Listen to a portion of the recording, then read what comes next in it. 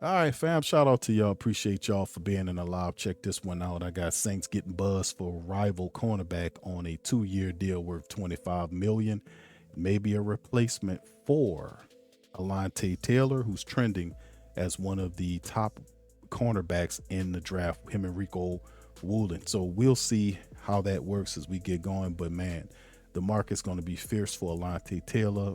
A lot of people expecting the Saints not to match up, but I'm anticipating he could be the one that get away from us, and the Saints could pivot to another option or in free agency or perhaps the draft.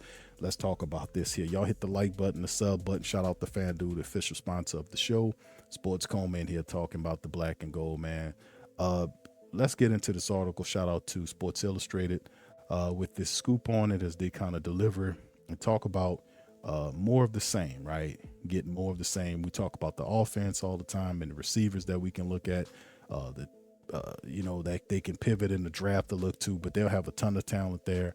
Jeremiah Love, Carnell Tate, Jordan Tyson, Makai Lemon, Chris Brazel, the second big wide receiver who ran a high 40 time that helped kick up his stock. But in free agency, the Saints could take a chance on a few defensive players to help bolster the secondary and the defense. They could make a splash in free agency, but it might not be the smartest move. Instead, the Saints could make a handful of smaller moves to continue to rebuild the team. Now, Sports Illustrated Gilberto Manzano recently projected the Buccaneers cornerback Jamel Dean would sign for a 2-year, $25 million deal this offseason, while also listing the Saints as one of the potential fits for him. Jamel Dean. So why? He could serve as a potential replacement for Alontae Taylor, who could be headed to greener pastures, right? We're talking about the bag. Jamel Dean, would he be the guy? So this is what the writer's saying. This will be Dean's second time as a free agent after receiving a 4-year, $52 million contract back in 2023. Manzano wrote, Dean took a pay cut to remain in Tampa after a few rocky seasons, but in exchange, the team allowed him to become a free agent after the year 25. That's starting to look like a wise decision with how well he's played. Dean, who had 3 picks in 25 and made 77 career starts, so he's available. He's a solid option for the Saints this off-season, especially considering they could lose Alontae in free agency, and Taylor's bound to land a bigger deal than Dean. So if the Saints want to save some money landing the Buccaneers cornerback that'll be the perfect option. Ball hawk type cornerback coming off 3-pick season with the Bucs, despite having, playing 14 games. He also defensed a lot of passes, 9 to be exactly. One of the red flags with him is the fact that he wasn't able to play a full season. To his point, he played 15 games in a season twice, but besides that, he hasn't played more than 14 games in a year. Still plucking a starter from the rival Bucs will be the right move for the Saints to make. This is what the writer thinks. And listen, I like Jamel Dean. I think Jamel Dean is a talented cornerback. I just think there will be better options for the Saints in terms of cornerbacks, right?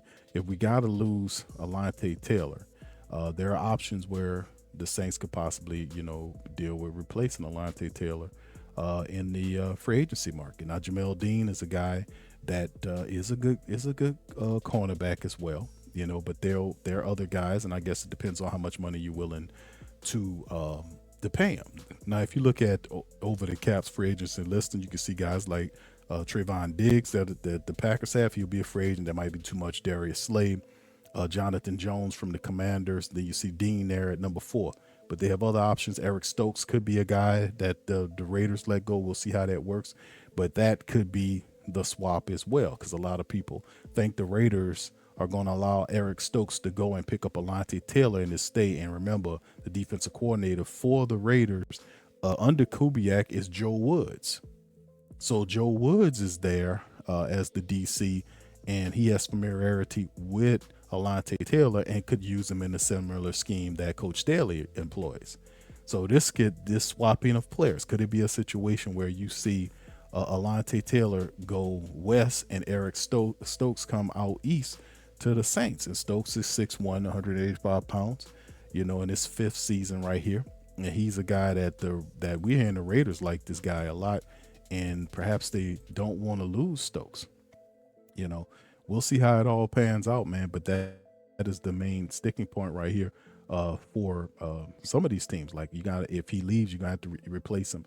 It'll be either one or two ways. It'll be either through free agency or the draft. So, like I said, these are some of the options: Greg Newsome, Isaiah Oliver, and it goes on and on and on. You can go down here and see there are a lot of options in free agency if you're looking to replace him, or simply go into the draft and might be able to pick up a guy there as well. So we know that Alontae Taylor is definitely going to be on the radar for several teams. We mentioned those guys, and just the time will tell how this all will work out.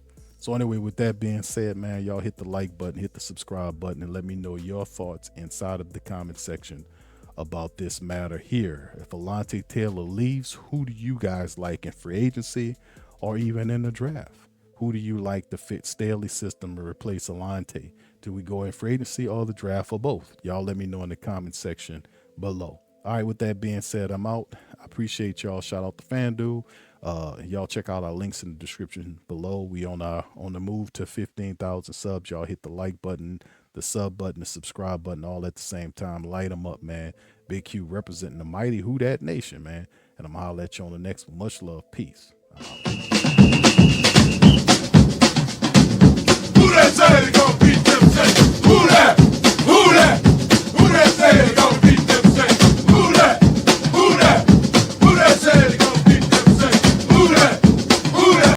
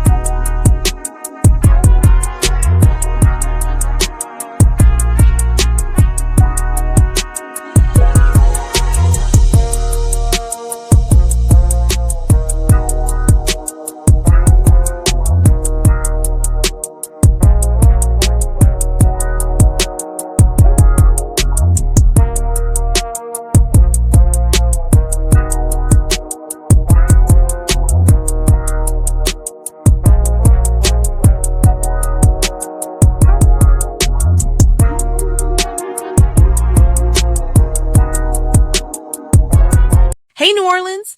Whether you're catching up on Saints news at Jackson Square, checking Pelicans scores in the Garden District, or staying updated on LSU while grabbing coffee in the French Quarter, there's one place that keeps you connected to everything that matters in our city.